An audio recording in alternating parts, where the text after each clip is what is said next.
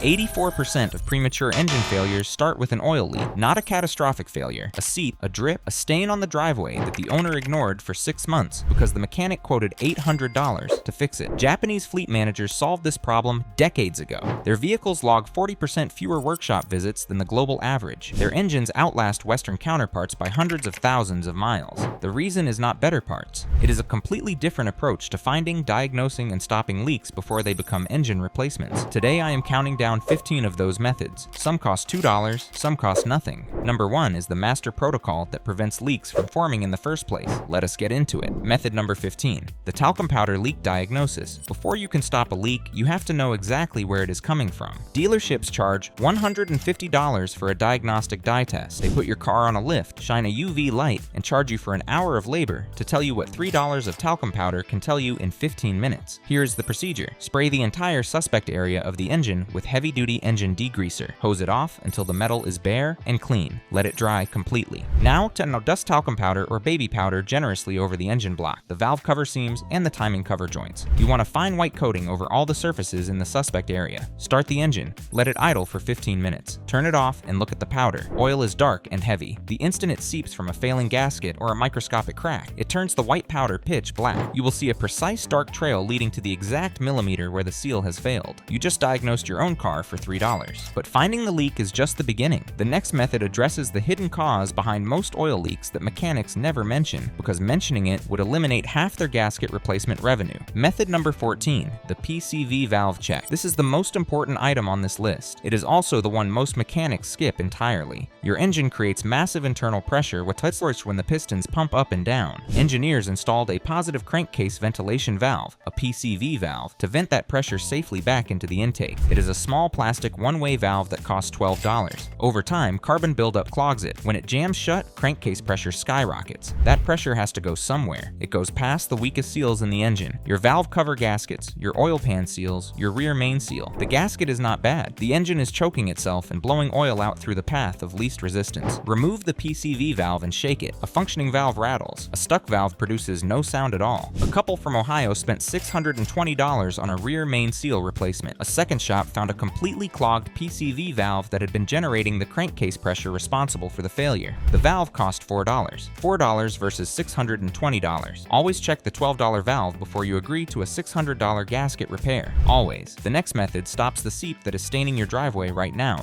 without touching a wrench. Method number 13, the high mileage viscosity shift. You have a minor seep around the oil pan. A few drops a week, nothing catastrophic, but enough to stain the driveway and annoy everyone. The dealership tells you it is time for a $400 oil pan reseal. Before you authorize that, understand what is actually happening. As an engine ages, the microscopic gaps between metal components widen. Rubber seals shrink and harden from thousands of heat cycles. If you are still running the ultra-thin, zero-weight synthetic oil the manufacturer specified for a brand new engine, it flows right through those aged clearances. You are trying to hold water in a paper bag. The fix is a viscosity shift. On your next oil change, step up one level. If your manual calls for 0-weight 20, move to 5-weight 30. If it calls for 5-weight 30, move to 10-weight 40. The slightly thicker oil takes up more physical space in the engine clearances. It does not flow as easily through the gaps in your aging rubber gaskets. Cost, $0. Takes effect at the next oil change. Has stopped minor seeps on high mileage engines without a single additional repair. Not a permanent fix on a severely degraded seal. A legitimate first step that eliminates the problem entirely on early stage seeps. The next method stops leaks at the molecular level, and it is what Japanese mechanics reach for when the viscosity shift is not enough. Method number 12. The Polymer Seal Rejuvenator.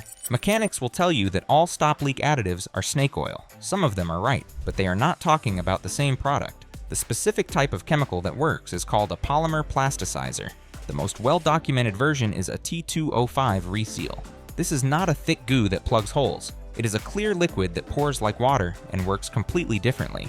As rubber engine seals age, they lose their natural plasticizers from extreme heat. They turn from soft, pliable rubber into hard, brittle material. Hard rubber cannot expand to seal the gap between metal parts. That is when oil escapes. When a quality polymer plasticizer circulates through the engine oil, it restores moisture and flexibility to the rubber on a molecular level. The seal swells back toward its original size and softness. The gap closes. A subscriber in Michigan had a persistent valve cover seep that had been dripping for 2 years. Quoted $300 for a reseal. Added a maintenance dose of AT205 at his next oil change. Seep stopped within 500 miles. Has not returned in 18 months. $300 saved. $12 spent. This does not work on cracked seals or severely damaged gaskets. It works exactly as described on seals that have hardened from age and heat, which describes most oil leaks on vehicles over 100,000 miles. The next method addresses the leak that appears right after an oil change and destroys an engine in minutes if you do not catch it. Method number 11, the oil filter double gasket check. This is the most dangerous mistake in routine maintenance. It ruins engines every single day, and it is completely preventable in 3 seconds. When you remove an old oil filter, the rubber gasket ring sometimes stays behind, stuck to the metal engine block by heat and pressure. You screw the new filter on without noticing. The new filter has its own gasket ring. Now you have 2 rubber rings stacked on top of each other. Rubber on rubber cannot hold 60 pounds of oil pressure. It blows out instantly. Oil evacuates the engine in seconds. By the time the warning light comes on, bearing damage has already begun. The Japanese preventative method is simple. Never install a new oil filter without taking a rag and physically wiping the bare metal mating surface on the engine block first. If you wipe metal, you are safe. If you wipe rubber, you just saved your engine from catastrophic failure. 3 seconds. Every single oil change. No exceptions. And if this kind of knowledge is protecting your engine and your wallet, hit that subscribe button right now. No manufacturer money, no parts store partnerships. Just the methods that actually work. The next method fixes the leak coming directly off a bolt head, a failure mode that shops routinely misdiagnose as a cracked housing. Method number 10. The thread sealant capillary. Fix. Sometimes the oil is not coming from a gasket at all. It is dripping directly from the head of a bolt. You tighten the bolt. The leak continues. You tighten it harder. Still leaking. On many engines, certain bolts thread directly into oil passages inside the block. The oil travels down the spiral threads of the bolt using capillary action, climbing all the way out to the bolt head and dripping from there. The bolt is not loose. The thread path is the leak. Shops frequently quote a full component replacement, claiming the housing is cracked. It is not cracked. The threads need sealing. Back the leaking bolt out completely.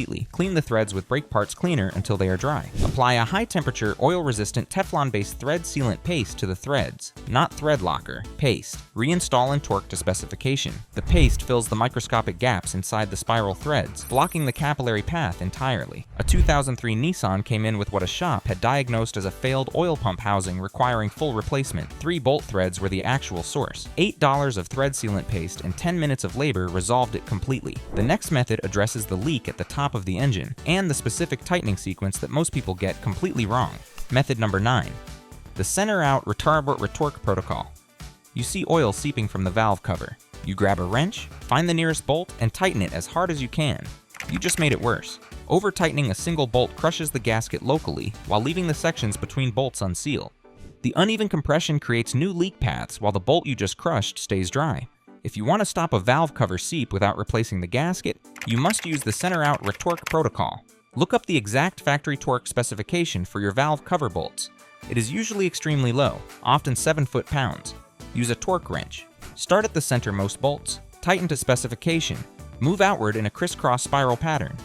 Center top, center bottom, 1 step left, 1 step right, working toward the outer edges. Starting from the center and working outward flattens the gasket evenly against the metal, pushing any warpage toward the edges where it can escape rather than trapping it in the middle. The physics do the work. The torque wrench ensures you do not undo the physics by over-tightening. The next method handles the corner that every valve cover gasket leaks from eventually, and the one additional step that prevents doing the job twice. Method number 8. The camshaft cap corner seal. You replace the valve cover gasket. Within 1,000 miles, it leaks again. From the same spot. You are not doing it wrong. The gasket design has a flaw that the repair manual buries in fine print.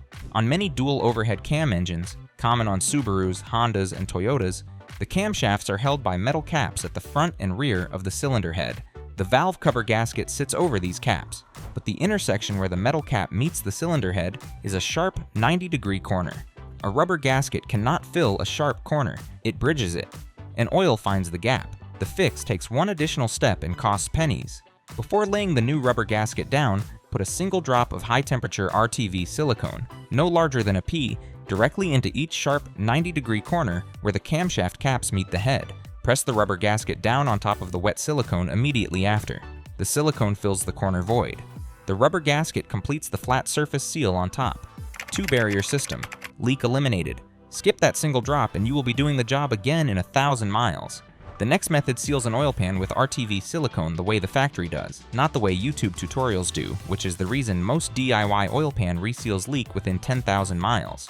Method number 7. The RTV flash cure protocol. Most modern Japanese engines use room temperature vulcanizing silicone, RTV, to seal the oil pan rather than a physical gasket. Most DIY reseals leak because the silicone is applied wrong. Clean both metal surfaces with acetone until they are completely bare. Apply a thin, continuous bead of high-temperature automotive RTV, no thicker than 3 mm, around the entire sealing surface, going around all bolt holes. Place the oil pan against the engine block. Install the bolts finger-tight only.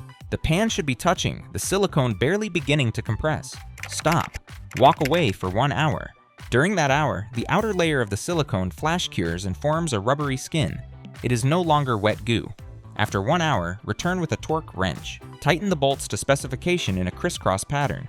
Because the silicone has skinned over, it compresses like a custom-molded rubber gasket instead of squeezing wet material into the pan. You get a seal that distributes evenly across the entire surface and lasts for 100,000 miles. Most DIY reseals skip the 1 hour wait. That is why most DIY reseals leak. The hour is not optional. The next method prevents the most expensive outcome of an oil change done almost correctly. How? And it costs 10 cents. Method number 6. The drain plug crush washer protocol. You change your oil. 2 days later, there is a puddle under the car. The oil is dripping from the drain plug. You tighten it harder. It still leaks. You tighten it harder still, and the threads strip out of the aluminum oil pan. You just turned a $20 oil change into an $800 oil pan replacement because of a 10-cent crush washer. Japanese engines use a soft aluminum or copper crush washer on the drain plug. It is designed to deform on tightening, filling the microscopic gap between the bolt head and the pan. The correct procedure is to replace it at every oil change. If you are doing an oil change at night and the parts stores are closed, do not reuse the washer in the same orientation. It has already crushed to the shape of the last installation. Remove the washer from the plug. Flip it 180 degrees so the opposite side faces the pan. Lightly scuff both flat faces with a file to remove deep ridges. The reversed orientation presents a slightly different surface that can crush into a new functional seal. It is not the permanent solution.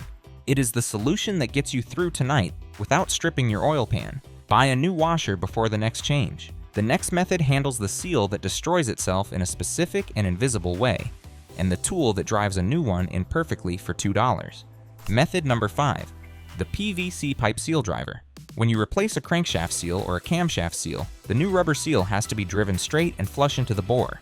If it goes in crooked, it leaks from day one. Dealerships use custom-machined metal seal drivers that cost hundreds of dollars each, one per seal application. You need $2 in the plumbing aisle at your hardware store. Take your new rubber seal to the store. Find a white PVC pipe coupler that matches the exact outer diameter of the seal. It must contact the hard outer edge of the seal, not the soft inner lip. At home, coat the outer edge of the new seal lightly with fresh engine oil. Position it over the shaft. Place the PVC fitting over the seal and tap the center with a rubber mallet. The flat, rigid plastic distributes the force equally across the full 360 degrees of the seal. It drives straight in, perfectly flush, with zero damage to the rubber lip. The professional tools do exactly this. The PVC fitting costs $2 instead of $300. The next method uses a piece of rope to solve the one problem that stops most people from replacing a front main seal themselves. Method number 4. The rope cylinder lock.